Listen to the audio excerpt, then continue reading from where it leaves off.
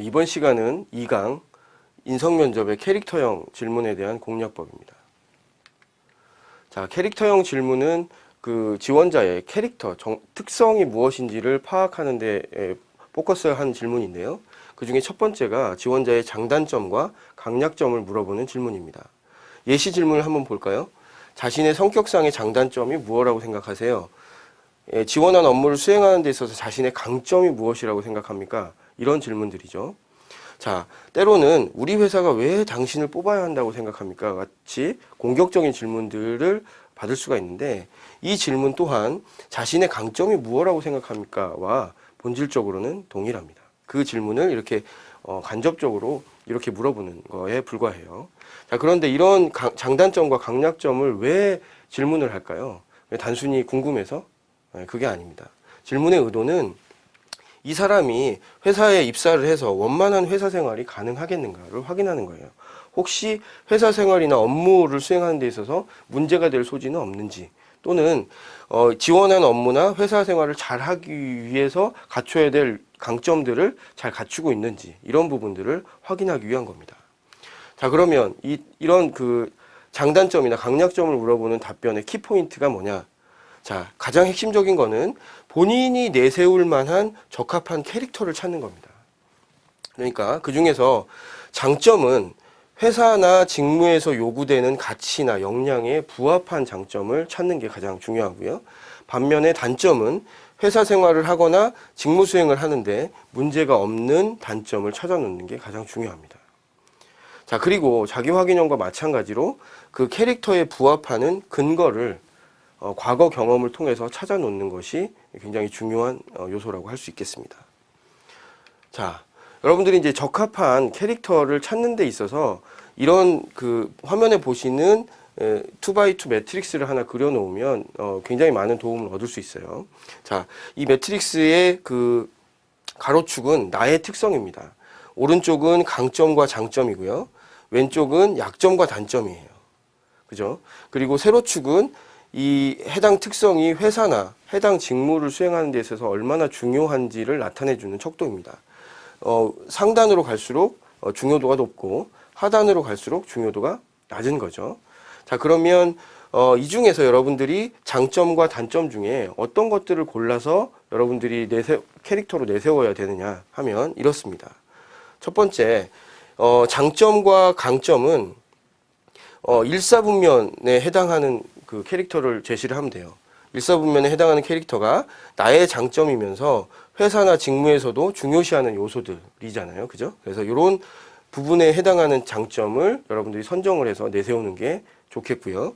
단점은 반면에 나의 약점이긴 하지만 지원한 회사나 직무에서 크게 문제될 것이 없는 요소들을 그러니까 3, 4분면에 해당하는 부분을 여러분의 약점과 단점으로 선정하면 무난하게 좋은 답변으로 평가를 받을 수 있습니다. 자, 한번 그 사례를 한번 볼까요?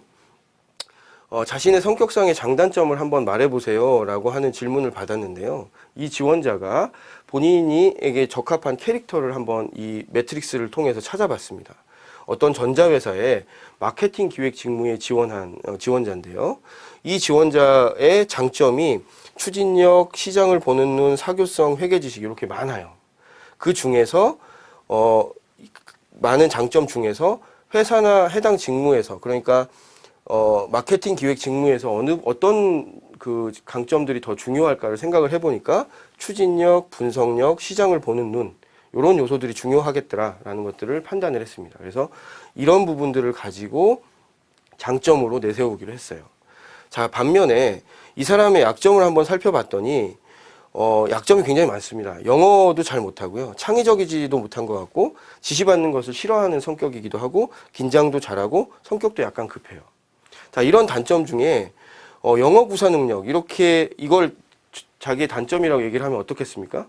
이 사람은 마케팅을 하려면 영어 번역도 해야 되고 그 다음에 회화도 해야 될 텐데 영어를 못하면 우리가 뽑을 수 없는데, 이렇게 판단을 할 수 있겠죠. 그래서 약점과 단점 중에 그 마케팅 직무를 수행하는 데 있어서 그다지 중요하지 않은 단점들, 그러니까 긴장을 약간 잘한다거나 성격이 약간 급하다는 것을 단점으로 내세웠습니다. 이렇게 답변을 한 거죠. 자, 여러분들 이제 그 장점과 약점을 찾는 데 있어서 약점을 어떤 부분을 찾아야 될지가 굉장히 고민인 사람들이 많을 거예요. 그래서 괜찮은 약점들을 좀 제시를 해주겠습니다. 말씀드렸듯이 약점이긴 하지만 그 해당 회사 생활을 하거나 업무를 수행하는 데 있어 그다지 문제가 될 것이 없는 약점들을 제시하는 게 중요하다고 했죠. 그래서 괜찮은 약점들이 이런 것들을 제시할 수 있습니다. 예를 들면 호기심과 의욕이 너무 많다 보니까 한꺼번에 너무 많은 일을 시도한다. 자, 그래서 이런 단점인 경우에는 제가 이런 단점을 개선하기 위해서 플래너를 사용하거나 어떤 것부터 하는 게 효율적인지를 우선순위화하는 노력을 많이 합니다. 이렇게 답변을 할 수 있겠죠. 그 다음에 너무 완벽한 일 처리를 추구하다 보니까 조금의 실수도 용납하지 못하는 완벽주의자적 성격이 좀 있습니다. 이런 것도 괜찮은 약점이 될 수 있겠네요. 자, 그러면 이런 단점을 개선하기 위한 노력으로 그렇지만 이제 이런 단점을 개선하기 위해서 절대적인 최소 기준을 좀 반드시 준수하되 주어진 시간이나 자원, 상대방, 남은 인들과의 균형을 고려해서 이를 추진하려고 노력하고 있습니다. 라고 개선 노력을 제시를 하면 이 약점들이 괜찮은 약점으로 인식이 될 수 있겠죠. 자, 이런 것들과 마찬가지로 여러분들의 약점 중에 괜찮은 약점들이 어떤 것들이 있을지를 한번 여러분들이 찾아보시는 노력을 한번 해보시기 바랍니다. 자, 그래서 이제 자신의 성격상의 장단점을 한번 얘기해 보세요 라는 질문에 대해서 굿샘플을 하나 말씀을 드릴게요.